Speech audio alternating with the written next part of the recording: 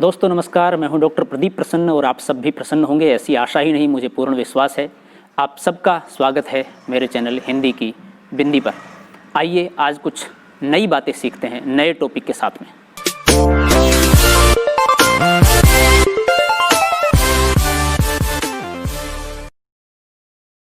आज का टॉपिक है वाक्य रचना में अन्वय किस तरह से प्रयुक्त होता है, क्या है ये। आज की वीडियो में हम हिंदी व्याकरण के अंतर्गत वाक्य रचना में अन्वय के बारे में जानेंगे। वाक्य रचना में अन्वय जिस पद्धति द्वारा लिंग, वचन, कारक, काल, पुरुष के अनुसार वाक्य में प्रयुक्त विभिन्न पदों का एक दूसरे के साथ अन्वय या मेल दिखाया जाता है उसे अन्वय कहते हैं। ये अन्वय मुख्यतः 4 प्रकार से होता है: कर्ता और क्रिया का अन्वय, कर्म और क्रिया का अन्वय, संज्ञा और सर्वनाम का अन्वय, विशेषण और विशेष्य का अन्वय, कर्ता और क्रिया का अन्वय। यदि वाक्य में कर्ता का ने चिन्ह प्रकट हो और कर्म के साथ को चिन्ह आया हो या कर्म का प्रयोग ही न हो तो क्रिया सदा अन्य रूप एक वचन पुल्लिंग रहती है। जैसे उसने राम को देखा, सीता ने कहा। पहले वाक्य में कर्म के साथ को चिन्ह आया है और दूसरे में कर्म का प्रयोग नहीं है, तो इससे स्पष्ट होता है कि ये किस तरह का वाक्य है। अब हम कुछ दूसरे उदाहरणों के द्वारा दूसरी बात देखते हैं। यदि वाक्य में कर्ता के साथ ने चिन्ह रहने पर कर्म के साथ को चिन्ह न हो या को के अर्थ में युक्त सर्वनाम के उसे, मुझे आदि रूप न हो तो क्रिया कर्म के लिंग, वचन, पुरुष के अनुसार होती है। जैसे उसने आम खाया, मैंने रोटी खाई, उसने फल देखे हैं आदि। यदि वाक्य में कर्ता कई हो तो क्रिया बहुवचन में होती है, लिंग कर्ता के अनुसार ही रहता है। जैसे राम और श्याम आते हैं, सीता और राधा खेलती है। यदि वाक्य में कई कर्ता हो परंतु वे एक ही अर्थ को प्रकट करते हों तो क्रिया एक वचन में ही होती है। जैसे मुझे दुख और क्षोभ हुआ। यदि वाक्य में एक से अधिक प्राणीवाचक संज्ञाओं के कर्ता का एक वचन में प्रयोग हो परंतु उनके लिंग परस्पर भिन्न हो तो कर्ता के साथ आने वाली क्रिया बहुधा एक वचन और पुल्लिंग होती है। उदाहरण: दुष्यंत और शकुंतला आ रहे हैं, राम, लक्ष्मण और सीता शिला पर बैठे हैं, कुत्ता और बिल्ली बैठे हैं। तो इन उदाहरणों से स्पष्ट होता है। कुछ अन्य बातें देखते हैं। यदि वाक्य में दोनों लिंगों और वचनों के अनेक चिन्ह रहित कर्ता हों और अंतिम कर्ता के पूर्व और आदि संयोजक हो तो क्रिया बहुवचन में प्रयुक्त होगी तथा लिंग अंतिम कर्ता के अनुसार होगा। जैसे एक लड़का, 3 बूढ़े और बहुत सी लड़कियां आती हैं, एक भैंस, 4 गायें और बहुत से घोड़े मैदान में चरते हैं। यदि वाक्य में अनेक चिन्ह रहित कर्ताओं के बीच या अथवा वा जैसे विभाजक समुच्चयवाचक अव्यय हों तो अंतिम कर्ता के लिंग और वचन के अनुसार क्रिया प्रयुक्त होगी। जैसे 2 कंबलियां 1 चादर बिकेगी, रामू की 2 कंबलियां 4 दरियां बिकेंगी, उसकी गाय या बैल बिकेगा। वाक्य में क्रियार्थक संज्ञा की क्रिया सदा एक वचन, पुल्लिंग और अन्य पुरुष में प्रयुक्त होती है। जैसे उसका हंसना बुरा लगा, तुम्हारा गाना अच्छा लगा। तो इन वाक्यों से, इन उदाहरणों के द्वारा वाक्य में अन्वय किस तरह से है वो स्पष्ट हो रहा है। यदि वाक्य में आपका कर्ता के रूप में प्रयोग हो तो क्रिया बहुवचन में और आपके लिंग के अनुसार ही रहेगी। जैसे आप पढ़ते हैं, आप देखती हैं। यदि वाक्य में चिन्ह रहित आदरणीय कर्ता एक वचन में आए तो आदर व्यक्त करने के लिए उसकी क्रिया बहुवचन में प्रयुक्त होती है। जैसे वह विद्यालय आएंगे, श्री मार्तंड जी आज बनारस जाएंगे। अन्य अन्वय देखते हैं। यदि वाक्य में ईश्वरवाचक शब्द कर्ता के रूप में आया हो तो क्रिया का प्रयोग एक वचन में होता है। जैसे उसने धोखा नहीं दिया, ईश्वर ही साक्षी है। ईश्वर तू ही मेरा सहारा, भगवान जाने क्या होने वाला है। यदि वाक्य में आंसू, दर्शन, प्राण, अक्षत, हस्ताक्षर, ओठ आदि आए हों तो क्रिया का प्रयोग बहुवचन में पाया जाता है। जैसे राम की आंखों से आंसू टपक पड़े। अब यहाँ पर पड़े आंसू से स्पष्ट हो रहा है कि बहुवचन में हो रहा है क्रिया का प्रयोग। यदि वाक्य में कर्ता या कर्म का जिसके अनुसार क्रिया के लिंग या वचन का प्रयोग होता है लिंग स्पष्ट न हो तो क्रिया सदा पुल्लिंग एक वचन में प्रयुक्त होती है। जैसे वेदों में लिखा है, अवैध स्त्रीलिंग है पुल्लिंग है स्पष्ट नहीं है, इसलिए एक वचन में प्रयुक्त है। गरीबों की पुकार यहाँ कौन सुनेगा। वाक्य में मुख्य कर्ता के लिंग और वचन के अनुसार ही क्रिया के लिंग और वचन होते हैं। विधेय के रूप में प्रयुक्त अप्रधान कर्ता के लिंग और वचन के अनुसार नहीं। उदाहरण, कोयला राख बन गया, आंसू बन गए मोती, लकड़ी सूख कर कांटा हो गई, लड़का सूखकर काठ हो गया। वाराणसी प्राचीन काल से संस्कृति का केंद्र रही है, कभी कलकत्ता भारत की राजधानी था। इन उदाहरणों से बहुत कुछ बातें स्पष्ट हो गई हैं। अब कुछ अन्य बातें हम जानते हैं अन्वय से संदर्भित। यदि वाक्य में भिन्न भिन्न लिंग वचन की एक से अधिक संज्ञाएं प्रत्यय रहित कर्ता बनकर आए तो क्रिया के लिंग वचन अंतिम कर्ता के अनुसार होंगे। जैसे, राजा और प्रजा उनके गुणों को अच्छी तरह जानती है। रावण के 10 सिर और 20 भुजाएं थीं। अलमारी में रजिस्टर और डायरी नहीं मिलेगी। हवा के झकोरे और वर्षा की बूंदें बड़ी सुहानी लग रही थीं। शूर्पणखा की नाक और कान काटे गए। यदि एक ही वाक्य में तीनों पुरुष उत्तम मध्यम अन्य करता हों तो क्रिया उत्तम पुरुष के अनुसार होगी। जैसे, वह तुम और मैं पढ़ूंगा, तुम और हम चलेंगे। यदि मध्यम पुरुष और अन्य पुरुष के कर्ता एक साथ हों तो क्रिया मध्यम पुरुष के अनुसार होगी। जैसे, तू और वह अवश्य आना, कर्म और क्रिया का अन्वय। यदि कर्ता ने विभक्ति के साथ हो और कर्म की को विभक्ति लुप्त हो तो उसकी क्रिया कर्म के लिंग वचन और पुरुष के अनुसार ही होगी।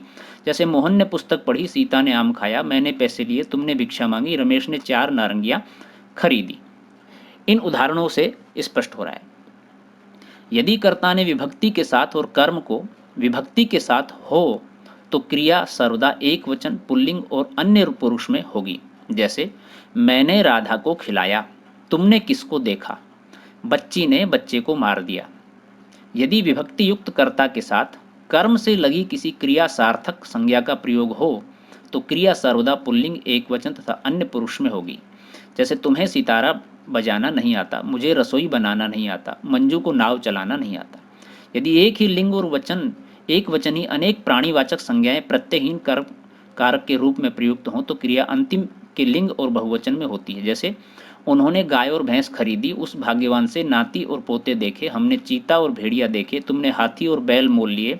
यदि एक ही लिंग और एक वचन के अनेक प्राणीवाचक संज्ञाएं विभक्ति रहित कर्म के रूप में प्रयुक्त हों और उनमें पार्थक्य का भान हो तो क्रिया एक वचन में आएगी। उदाहरण, तुमने एक घोड़ा और एक बैल बेचा, बूढ़े ने नाती और पोती देखा, उसने एक गाय और एक बैल खरीदी।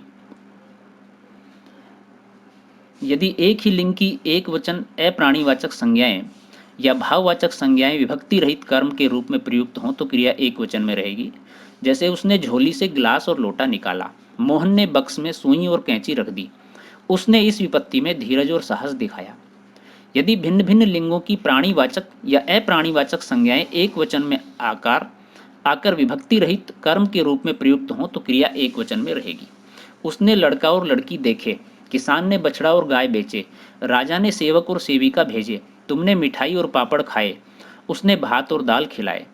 यदि भिन्न भिन्न लिंगों और वचनों की अनेक संज्ञाएं विभक्ति रहित कर्म कारक के रूप में प्रयुक्त हों तो क्रिया अंतिम कर्म के अनुसार ही होगी। उदाहरण के लिए, दर्जी ने कमीजें और पाजामे तैयार किए, उसने अपने पास संतरे, मौसमियाँ, केले और शराब रख ली, उसकी अलमारी में अनेक ग्रंथ, फाइलें और डायरियाँ रखी हुई हैं।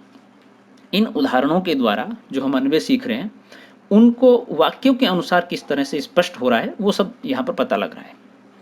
अन्य बातें, यदि अनेक संज्ञाएं विभक्ति रहित कर्म कारक के रूप में प्रयुक्त होकर एक ही व्यक्ति या वस्तु का बोध कराएं तो क्रिया एक वचन में रहती है।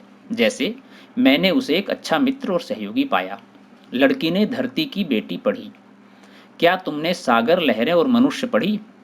यदि दो कर्मों का प्रयोग हो तो क्रिया प्रधान कर्म के अनुसार होती है। जैसे, मैंने मोहन को एक नारंगी दी, उसने सीता को एक आम दिया, यदु ने राधा को 3 संतरे दिए। यदि विभक्ति रहित कर्मों का कोई समानाधिकरण शब्द प्रयुक्त हो तो क्रिया समानाधिकरण शब्द के अनुसार ही होती है।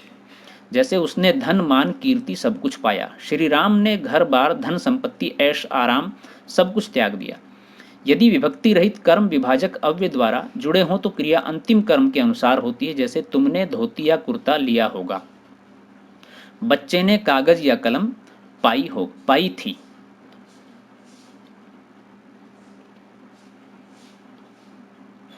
संज्ञा और सर्वनाम का अन्वय। वाक्य में संज्ञा के लिंग वचन और पुरुष के अनुसार ही सर्वनाम के लिंग, वचन और पुरुष होते हैं। जैसे बच्चों ने कहा कि हम भी बाजार जाएंगे, श्याम ने कहा कि मैं भी पढ़ूंगा।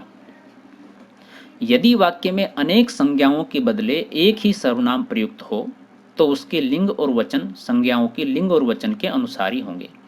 जैसे बाल मुकुंद और नरेश घर गए हैं, 1 सप्ताह के बाद ही वे लौटेंगे। अभी अभी महेंद्र यहाँ था, पता नहीं वह कहाँ चला गया। शुभ्रा और सुधा अभी तो पढ़ ही रही थीं, कह नहीं सकता वे कहाँ चली गई। तो इन उदाहरणों के माध्यम से बहुत सारी बातें यहाँ अन्वय की स्पष्ट होती हैं, लेकिन कुछ अन्य उदाहरण और कुछ अन्य उपवाक्य या वाक्यों के माध्यम से हम इस बात को और स्पष्ट करना चाहेंगे।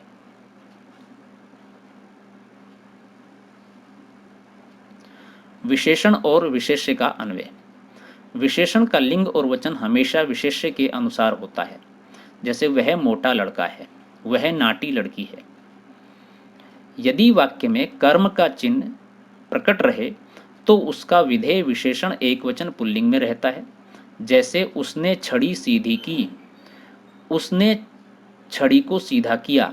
यदि वाक्य में एक विशेष्य के कई विशेषण हों तो विशेषण विशेष्य के अनुसार होते हैं। जैसे काले घने बाल, नीली पीली तितलियां। यदि वाक्य में एक विशेषण के कोई विशेष्य हो तो विशेषण प्रथम विशेष्य के अनुसार ही होता है। जैसे बड़े बड़े लड़के और लड़कियां, मोटी मोटी भैंसें और बैल।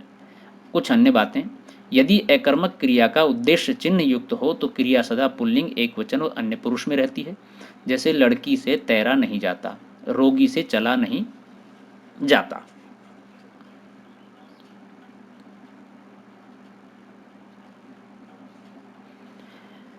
यदि 2 या उससे अधिक समानाधिकरण वाक्य और से जुड़े हों और भिन्न रूपों में कर्ता कारक आए तो प्राय पिछले कर्ता कारक का अध्याहार यथा नियम चलता है। जैसे मैंने नौकरी छोड़ दी और दर्शन का अध्ययन करने लगा हूँ।